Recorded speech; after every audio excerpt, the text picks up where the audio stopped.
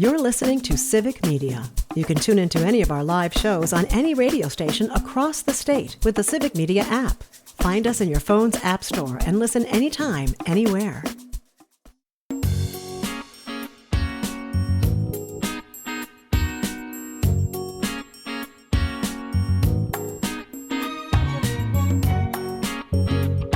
Live across Wisconsin on Civic Media, you're listening to Mornings with Pat Kreitlow, powered by Up North News. Now, from our Lake Wissota studio, here is the founding editor of Up North News, Pat Kreitlow. Hey, good morning. Welcome back. Nice to have you here up north. It's a Wednesday morning, November 5th. Parker Olson producing things down in Madison Studio A2. We will be talking to Up North News newsletter editor Ellie Bourdo in literally seconds. But I want to let you know that Congressman Mark Pocan will be joining us 30 minutes from now to talk not just about the government shutdown, but last night's election results. It was, blue wave is putting it mildly across the country, which is not a surprise. This is what has happened every time in Donald Trump's first and second term when he's not on the ballot and running against a woman, I had parenthetically, in every other midterm election, special election that comes up. People look at what is out there and reject it. And that was the case in several states. And we'll talk to Mark Pocan about whether that might move Republicans off the schneid, because otherwise they risk being dragged down in the 2026 midterms even worse than history would suggest they are already falling. So we'll talk to the congressman about that.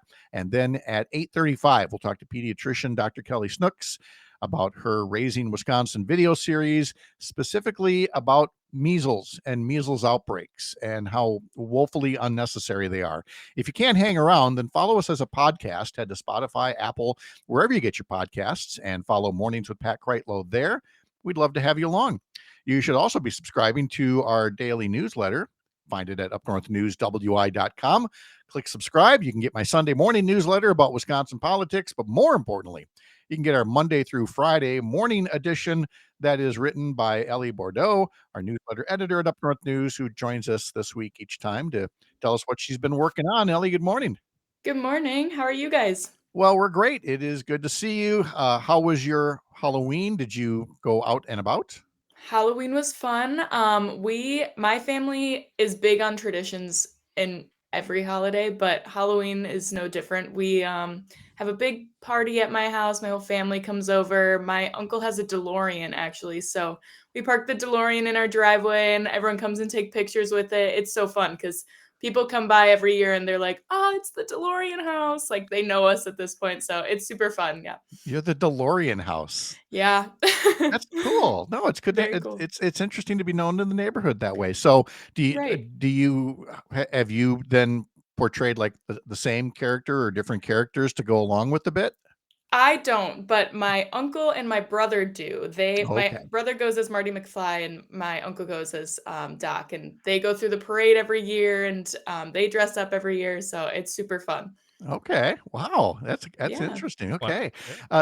So we've been talking, you've had a lot of great photos in the newsletter about Halloween decorations, but also about fall colors. There was another beautiful photo in there today. People definitely love sharing their scenes, the scenery around Wisconsin.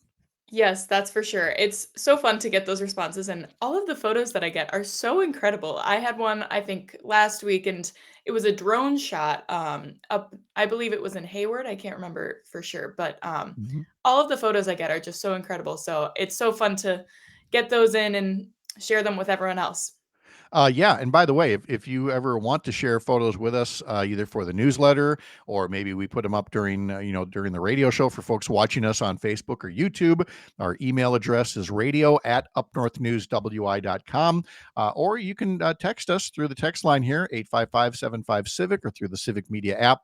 Text us your photos. I'll get those passed along to Ellie as well. In the news, we've been talking, of course, about the government shutdown and the ending of SNAP food benefits temporarily, and the ways that Wisconsinites are stepping up, either individually or in various groups, or even a grocery store chain like Hy-Vee. What is it that they're doing? Yeah, so we've been talking about this obviously for a very long time. And we had a story about it last week of different ways that people can step up and help their local food pantries because they're obviously in really high demand right now. So Hy-Vee is stepping up there, offering free kids meals for, I believe, it's kids 12 and under, and it's from November 3rd through November 7th, from 4 p.m. to 7 p.m. And those meals are still offered at $3 outside of those times, so for anyone above 12. And so they're offering that. They also are offering different food donation bundles. You can get one for $5 or for $10, and there's they include things in the bundle that food pantries really need right now, because it's important to make sure before donating to a food pantry, of course you should donate, but also understand what they need right now, because some places don't take produce. Some people Mhm. prefer non-perishables, those kinds of things. So Hy-Vee is really stepping up right now, which is really great to see. It really is. People love helping one another here in Wisconsin, by and large. Maybe not some elected officials, but otherwise, people love to help one another. And it's not just something that's restricted to our borders. There is a candle company here that has helped with other worthy causes, and the same goes for all the folks in the Caribbean who have suffered from Hurricane Melissa. Tell us more about that. Right. Yeah. So Door County Candle Company is obviously a candle company in Door County, and they make candles to go towards different relief funds. So when Hurricane Melissa made landfall on October 28th, they made a candle to where 100% of the proceeds go towards, or 100% of the profits go towards that relief fund. And they've done this with other natural disasters in the past. They did one for the Texas floods. They did one for Hawaii. They've done a ton of these in the past, right? Yep, they did one for Ukraine I'm as I'm well. I'm holding Exactly. up for the camera for Ellie to see my Door County candle for Ukraine with the Ukrainian flag colors on there. Yeah, a whole bunch Yeah. of causes. Yeah, absolutely. And the company gained national recognition for that Ukraine candle, where they raised over $1.6 million to go to those um, in need in Ukraine. So they're doing great things here, and it's really great to see a small business going to a great cause. So. Ellie Bourdo is here. She's our newsletter editor at Up North News. And to learn more and to subscribe, head over to upnorthnewswi.com. Click subscribe up in the top banner there. Ellie also has a new weekly series called the Civic Check-In. And we're all about civic engagement at Courier Newsroom, at Up North News, and of course through Civic Media as well. It's right there in the name. But to have increased civic engagement, it would help to know a little bit more about civics, and in this case some of the terminology that's being thrown around up there, some of the the values that help democracy thrive and stand up to various threats. So tell us about your latest installment of the Civic Check-In. Yeah, so this week we talk about what democracy looks like in your community and the things you can do to participate in democracy. So, obviously, going out to vote is so important, and volunteering at polling places, those are such important ways to participate in democracy in your community. But there are also other ways that you can help supporting local food pantries, which right now obviously is so important. So, volunteering, donating, those kinds of things. Helping with different community projects is a great way to help at parks, libraries, other public spaces, those kinds of things. You can also attend school board or city council meetings. That's a great way to get involved in your local community. Everything starts local. So it's important to know what's going on in your own community and then going to the broader scope as well. And just having respectful conversations with people you might not agree with. It's really important to understand different perspectives, and I always think we're lucky to live in a place where we get to disagree, and I think it's important to engage in those conversations where you can understand different perspectives and hear people out and maybe learn something you didn't necessarily know or gain a perspective that you didn't really think about. So those are all Exactly. such great ways to participate in democracy just within your community. So true. Ellie Bourdo, our Up North News newsletter editor, is here with us. And there's been a lot of feel good topics being covered. Now it's time to make some trouble, because Ellie has asked people in the past about your favorite burger joint, about your favorite pizza place. And now we're getting quintessentially Wisconsin. And we're about to stir up some trouble in the area of curds. Yes, yeah. So this on Friday we have our locals love section where I ask you to send me your favorite pizza place or burger joint or whatever. So last week I asked about what are the best ways to spend Halloween in Wisconsin. Some people said local bars. Paul L said it's always fun to see people dressed up in costumes at the bars, including the bartenders. I've gone to big Halloween events where costumes are very extravagant and intended for winning big prizes. At the bars, costumes can be cheap and fun, and people still cheer for your costume. Other people said carving pumpkins, which is really great. I also asked about what you think the state candy should be. People said Snickers, gummy worms, cow pies, which are made in Wisconsin, and Milky Ways. And so next week, I'm looking for the best cheese curd joint, which I think definitely is going to stir up some interesting responses. People are very passionate about their cheese curds. So Yes. I mean, look, again, I don't have any ties to these folks, but Nasonville Dairy, they've got that little yellow shack on Highway 29 just before Curtis, just west of Abbotsford. And I mean, that's a must hit every time, is to grab a bag of curds there. But there are so many people that will point to Ellsworth as the cheese curd capital of the world. And there are plenty of other places. We asked this, I don't know, 2-3 years ago, maybe something like that, and got all kinds of great responses. And so here we go, boys and girls. Who makes the best cheese curd in Wisconsin? It is time to pick a side and get those examples sent in to Ellie. So you want them responding to the newsletter? Is that coming out this Friday? yeah, so that'll come out this Friday. You can send it to my direct email, or you can send it to just the general Up North News email, and I'll be sure to include it. We're going to be taking a look at what everyone thinks. And I was having a conversation with a coworker who lives in Houston, and she was like, "What's a cheese curd?" And I was like, "Oh gosh, oh no, Yeah. you don't even know." Yeah. But that is actually one of the great delights of living in Wisconsin, is introducing visitors to cheese curds for the first time, because they hear curd and of course they think curdle and, oh, this is not going to be good. And to watch their reaction, and they're like, how have I never had this before? Well, you got to have them when they're really fresh. That's Yes. the way. John and Oshkosh putting on the text line right now, never met a cheese curd I didn't like. So they're True. Oh, that's true, but, you have to be aware that not everything that's advertised as a cheese curd is a cheese curd. There are some places that take shortcuts, and they just, they'll deep fry a little cube of cheese. Right. That ain't it. You want that globby, fresh curd, and let's see. Oh, look at Rob in Tigerton, bless his heart. Always going to represent Rachel's Roadside Bar and Grill off Highway 29. He says, Ellie, you need to try the cheese curds at Rachel's Roadside for excellent burgers and cheese curds. Rob, consider it done. We'll get in there and do that one of these times. Love it. Yes, good to hear. I actually had a exchange student from Costa Rica when I was in high school, and I introduced her to cheese curds, and she was like, "This is life-changing. I need to have these all the time." We sent like a little care package to her and included some cheese curds for her. She loved them. So it's really fun to introduce it to people. And it's great to help people understand, the fresh ones and then the hot ones. It's the fresh ones that squeak when they're very fresh. They got just a little salty taste to them. They're so delicious. And then once they're past that 2 days, 3 days, something like that, instead, those are the ones you deep fry. You see them in restaurants all the time. And yeah, Wisconsin, we deep fry our cheese. Go figure. Right. I don't know why we have an obesity problem in this state, but we are happy. We are happy with our cheese curds. Ellie Bourdo puts all this together in our newsletter. Sign up at upnorthnewswi.com. Thank you, Ellie. Thanks, Pat. All right. Good to see you. Coming up at 7:35, we will be talking to Congressman Mark Pocan. Live from the lake, I'm Pat Kreitlow. This is the Civic Media Radio Network.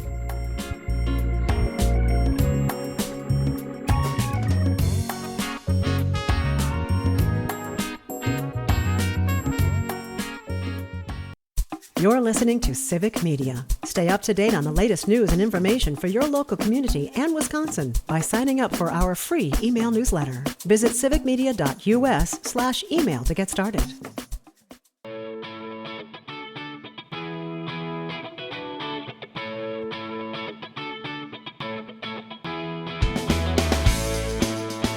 The phone lines are open at 855-75-CIVIC. What's on your mind? 855-752-4842. Last night's election results Is it a pivot point? Is it going to help hasten the end of the government shutdown, or is it going to make the right wing dig in their heels even more? We'll talk to Congressman Mark Pocan about that coming up in 12 minutes. But you can weigh in on that right now if you like, either by phone, by text. You can send us a voice note through the Civic Media app as well. Would love to have your thoughts on, what does the election result mean? Where do we go from here? I'm going to talk more about it in just a sec, but first, a reminder that Monday marks the 50th anniversary of the sinking of the Edmund Fitzgerald. And as a result, on Monday, we will play back our interview from over the summer with Tom Nelson, the Outagamie County executive, who has written a fascinating new book about the Edmund Fitzgerald, and not just the usual stuff that you'd hear in a Gordon Lightfoot song. Okay, there's so much more beyond about the building of the ship, the maintenance of the ship, which wasn't ship shape, shall we say, and the real metaphor about the management of the American economy, where people back then in the late 60s and the mid 70s thought that the post-war boom was going to last forever. And I mean, if we've learned anything over the years, is that there are cycles. We learned that with the housing bubble. I remember at that point, or even before that, the tech bubble, the .com bubble, where people said, "Oh my gosh, we have figured out how to make the economy stay good forever." And the same thing happened with the .com bubble. Then now it's happening to some people with the AI bubble. We can make no, it doesn't. There's a real lesson to be learned about the sinking of the Edmund Fitzgerald on this as well from Tom Nelson's book. And again, we will replay that interview Monday morning here on Mornings with Pat Kreitlow, powered by Up North News on the Civic Media Radio Network. Let's talk just a bit about election night results, because by now I'm sure you've heard that it was essentially a clean sweep for Democrats and progressives and for democracy. You had gubernatorial wins in New Jersey and Virginia. You had a big win in New York City. California's Prop 50, which helps offset the rigging of the maps being done by Republicans in Texas. There's some things you might not have heard about. In Maine, voters passed red flag laws to help increase gun safety. They rejected measures designed to obstruct the right to vote. In Colorado, 2 ballot measures passed that would fund free meals for all public school students, give raises to cafeteria workers, and provide grants to schools to purchase fresh ingredients from local farmers. In Pennsylvania, the progressives have a 5-2 majority, and all 5 progressive justices were up for re-election, and all 5 won. Voters got wise to the fact that it was basically one Pennsylvania billionaire who was trying to unseat them, and voters, like here in the last Wisconsin State Supreme Court election, said, no thanks, we don't think that billionaires should be buying our elections. So as we've talked about, what does all of this mean? And I mentioned last hour, I said that, Zohran Mamdani talking about free bus fares, that's not going to cripple New York City. It's going to make the workforce more reliable. Affordable education doesn't break the bank. It creates the next wave of workers and creators and entrepreneurs. Healthcare for everyone is not going to bankrupt America. What's bankrupting it are the tax breaks to billionaires that we've been passing, since the Reagan years. Tony mentions that the Minnesota State Senate remained under Democratic control by 1 seat after 2 special elections that took place. Now, of course, not everybody is happy with this. I've seen a few comments coming up that say, for example, you hear that sound? That's the moving trucks lining up in New York City to move anyone sane out. No, I don't think so. First off, I've met plenty of people who have made a good amount of money and understand that our taxes are the things that help pay for our schools and keep our roads from falling apart. And they just want good management. They want good tax policy. There's other people that just want, taxes to go away. That's not how this works. And if voters want to try what Mamdani is saying will help make New York City more affordable, that's going to attract plenty of entrepreneurs as well. But one more note here. This isn't just a day of reckoning for Republicans. And I want Democrats of a certain stripe and a certain age to listen up here. Politics as usual is dead. Pick a side and stand forthrightly with it. You cannot work with people who would starve your constituents, force them off their health insurance, make them pay taxes that the wealthy can just ignore, and also back the people who would rig elections. Look, I was a centrist politician when it was possible to find people who were center right and wanted to work with those of us who were center left, but the center right has fallen in politics anyway. The center right is still very, very real in your neighborhood. The center right is real amongst your neighbors, your friends, your family. It is okay for people to not want free bus rides for everybody, or education, or single payer health care. It's okay for them to insist that everybody pays at least a little something. It's okay to debate that, which way you should go on that. The problem is there aren't any center right politicians right now who would do that. Right now, they all want the rich to get the freebies and then blame the others who can't afford private schools for basic groceries. They can't afford a follow-up mammogram for a possible cancer diagnosis. Oh, you want that? You must be socialist, is what they say. Republicanism does not have to be dead. Fiscal conservatism does not have to be dead. But Reagan-Trump economics and the tactics they used to stay in power have to be pushed off the American political stage if we are to ever rebuild our middle class and the jobs, education, healthcare, and infrastructure that will bring a new middle class to prosperity. And that's not a given that these things will happen. You got to fight for it. And the place to fight for it isn't necessarily in the streets, though the demonstrations are nice. You got to show up on election days. In Wisconsin, you got to show up 1 year from now, minus a day. And if you do that, as in these other states, we can turn a corner away from some of the ugly we have seen over the past 9 months or so. Congressman Mark Pocan is up next. You're up.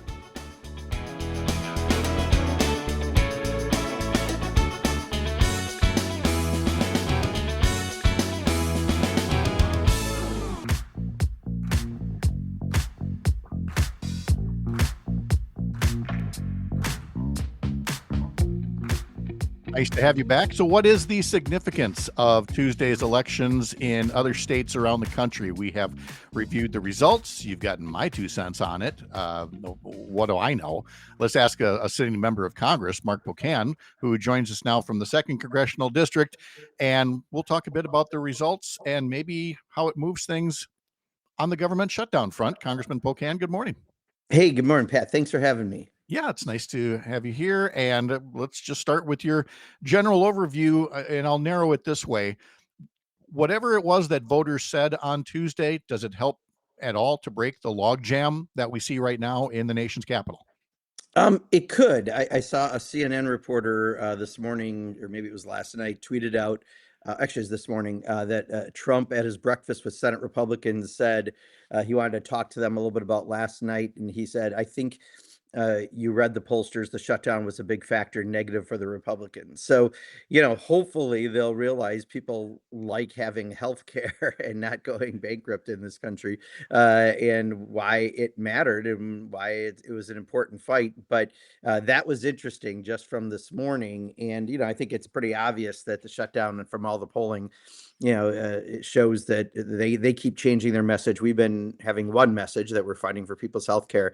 And, last night was a huge indication that between the tariffs and the fight on health care and taking food assistance away from kids and every crazy thing from tearing down parts of the White House, people have had it. The thing is, and I'm not yelling at you, Congressman, Yeah. but I feel like I'm yelling here. They know this. They know, Republicans, Donald Trump, others, they have never won a government shutdown. It has always, like the Coyote and the Roadrunner cartoons, they learned that people actually like a functioning government, which is not, by the way, an endorsement of everything that Democrats do or say. But shutting down the government is something that they have never seen as a beneficial tool in the toolbox. And so for President Trump to now say, well, maybe, I mean, is he the one that can say to congressional Republicans, all right, let's get a deal done? Is it a matter of congressional Republicans are telling the president, you got to get this done? Does it even matter? If Donald Trump tells them all to jump in the lake, we will have several hundred wet Congress people within an hour, right? So that is what it will take. But I mean, it's been ridiculous. 7 weeks now, we've not been there. I keep referring to it as a paid vacation because, many members, like Derek Van Orden in Wisconsin, have barely done anything during the 7 weeks besides, being on Twitter. And, we should be passing a farm bill that's 2 years overdue. We've got a lot of older Americans reauthorization that's a year overdue. We got a lot of stuff to do that's other than just the shutdown in healthcare. And, just having us not show up, I think has been a really awful strategy. And I think it had a lot of legs yesterday in the election.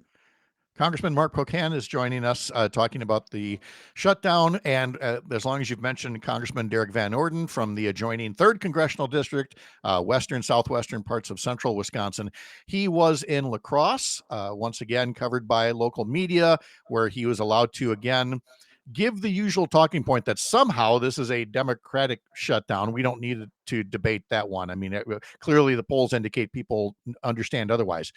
But he was at the point where he was basically trying to act like a local elected official, wading into a controversy, a zoning controversy with the Salvation Army. And he said something in there, and I think Parker might still have the audio, but I think he was kind of telling on himself a little bit. He thought he was talking about the La Crosse City Council, but in this bite, I really think he should give a listen to himself when it comes to Congress. Parker, can you play that?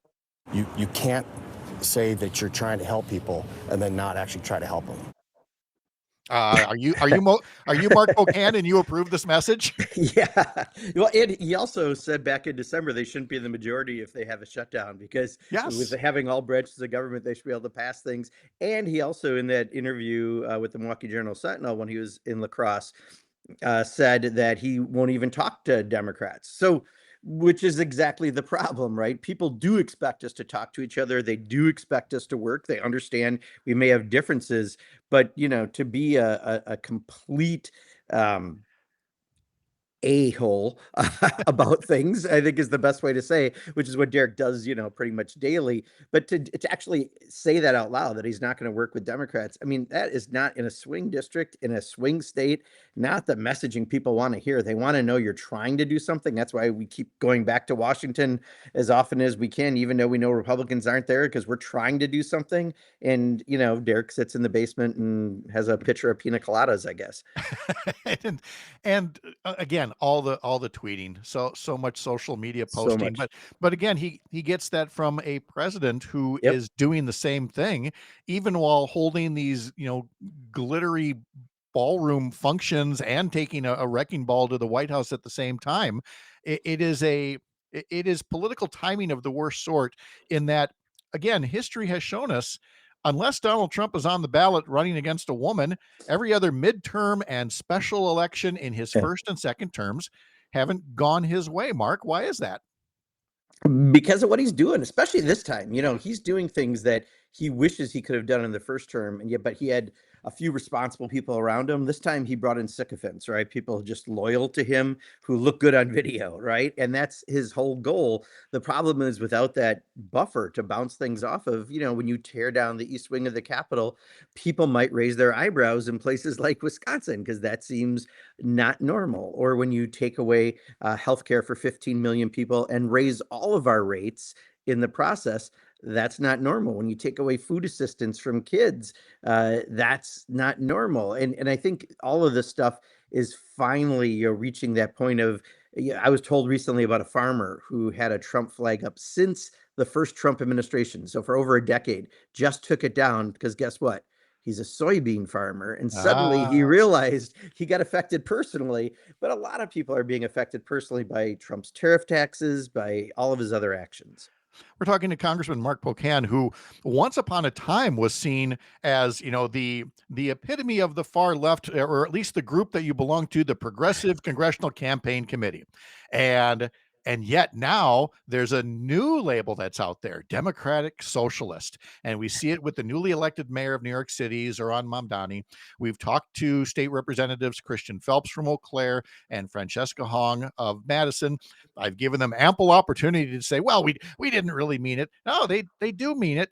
And it's not doing anything for conservatives other than lighting their hair on fire. So can you explain why people who now bring in that label that's used in other countries around the world Why is that catching on with a new generation of voters? What's the symbolism behind taking that label and saying, we're actually going to take this flag and run with it?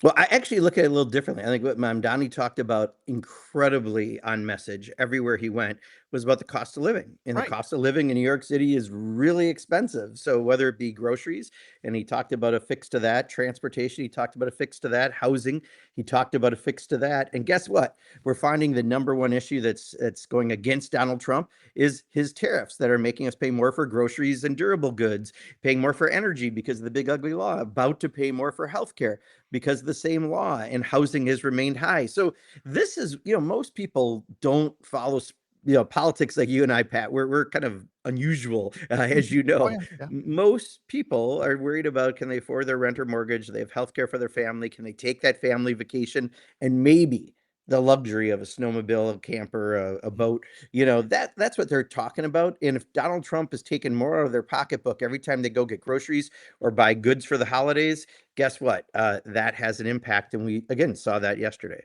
Yeah, it seems like Americans want two things. They want results and they want affordability.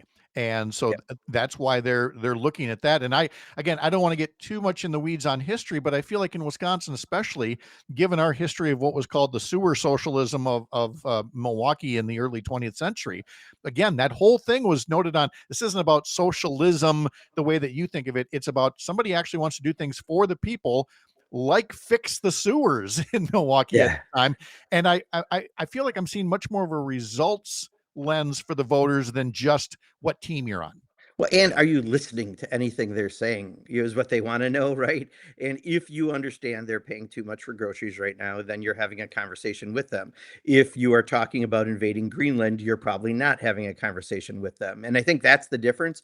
We actually are doing that. The only thing Trump goes back to, he has some successes around the border, although he's got his biggest disconnect ever on immigration. He just went way too far, and on crime. He thinks those are his safe places, so he kind of goes back to them.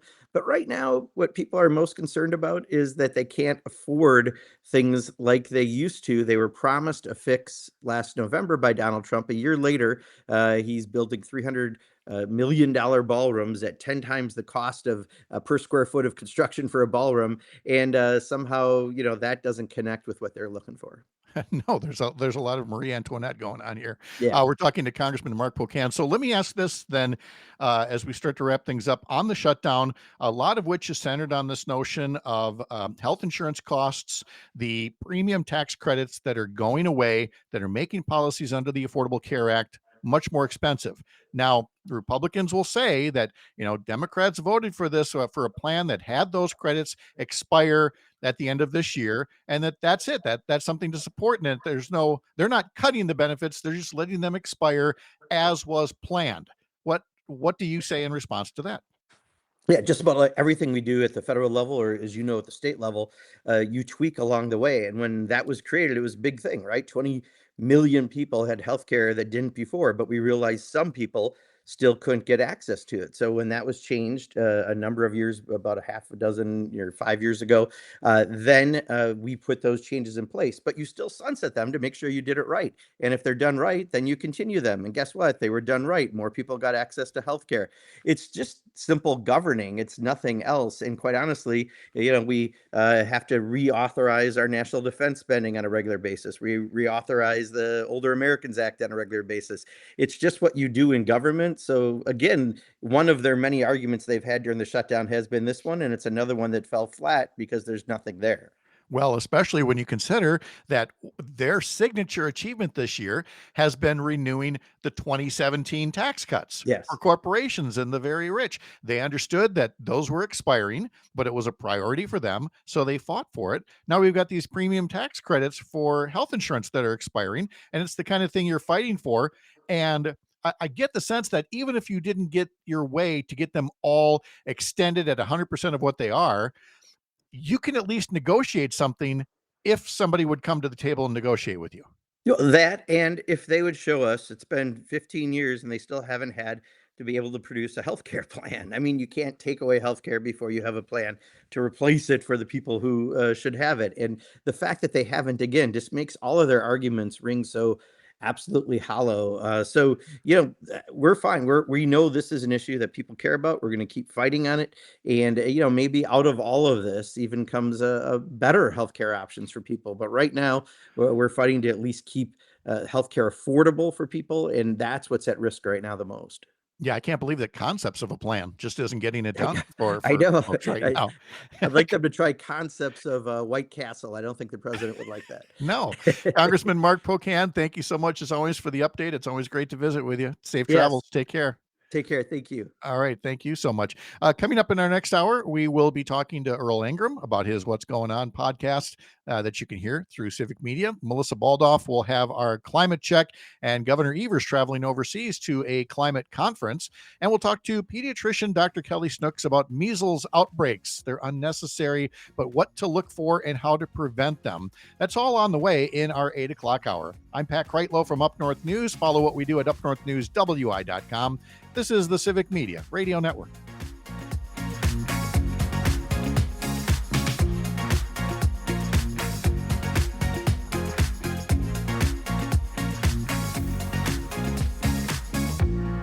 You're listening to Civic Media. Find the latest news, information, and archives of all your favorite shows on the Civic Media website, civicmedia.us.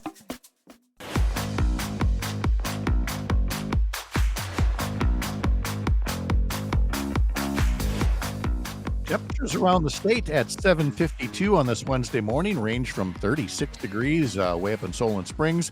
There are 50s still being reported at places like Racine, Kenosha, Milwaukee, Fort McCoy, and others. A lot of 40s out there. It's 43 here in the Chippewa Valley.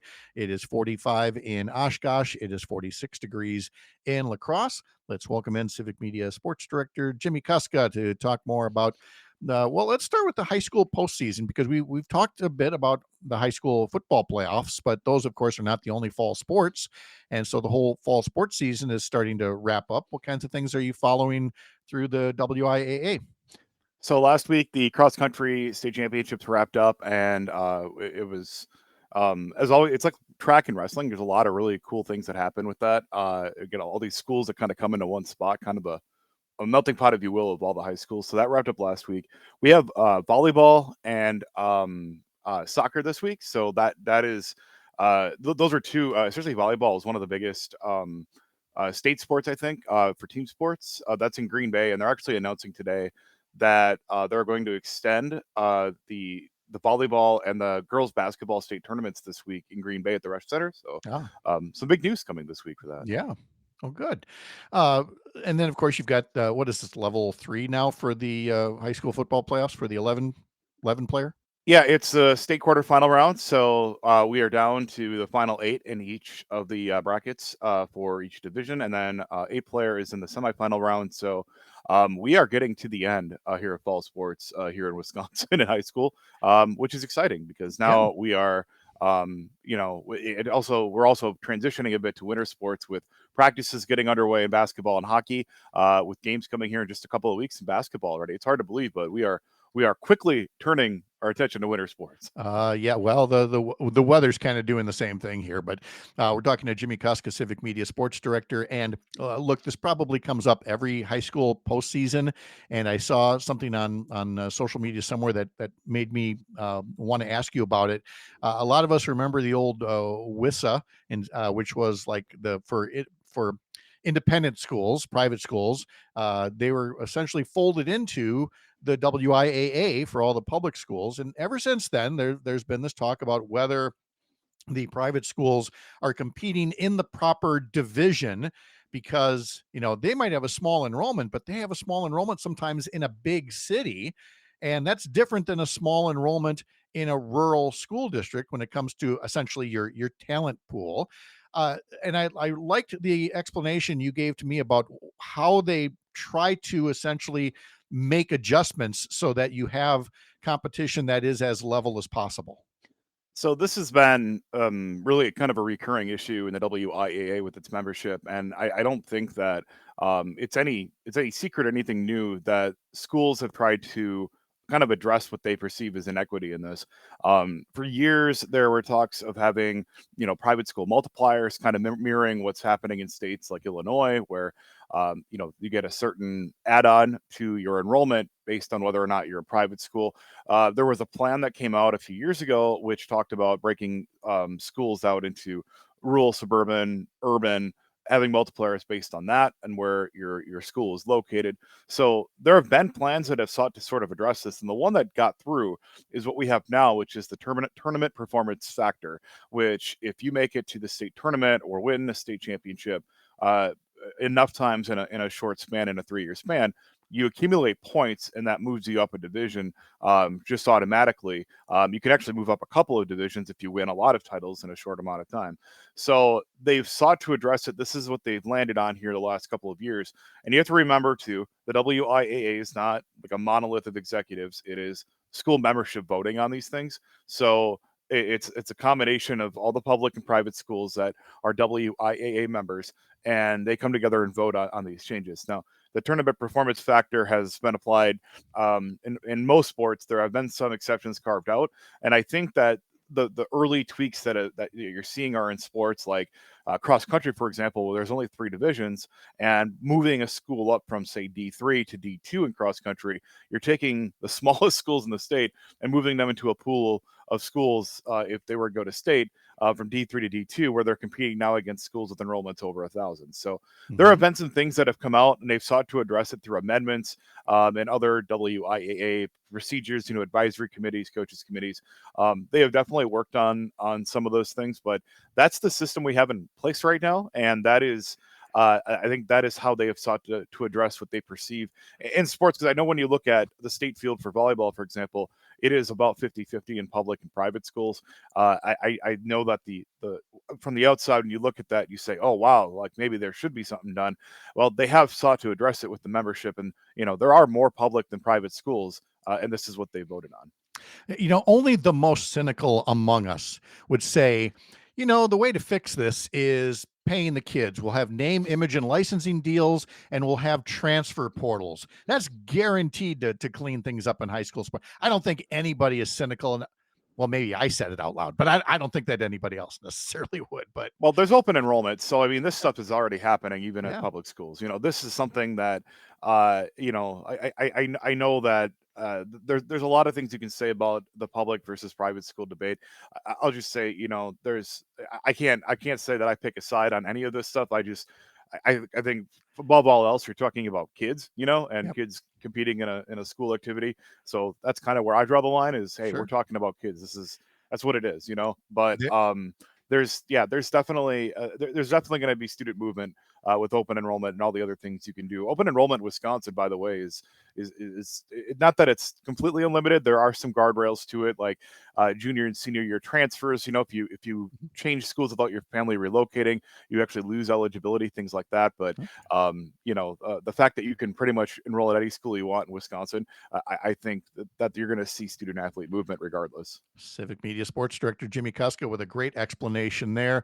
Thank you so much for that. Appreciate it very much. We'll talk to you a little later. We'll talk to you next week, man. All right. And by the way, there is the other extreme point of view of, what are we even doing paying for all these sports? Maybe they should just be private community clubs instead, and schools could focus on academics. We'll save that for another time. Again, so much more to cover, including Dr. Kelly Snooks in our 8 o'clock hour. I'm Pat Kreitlow. This is the Civic Media Radio Network.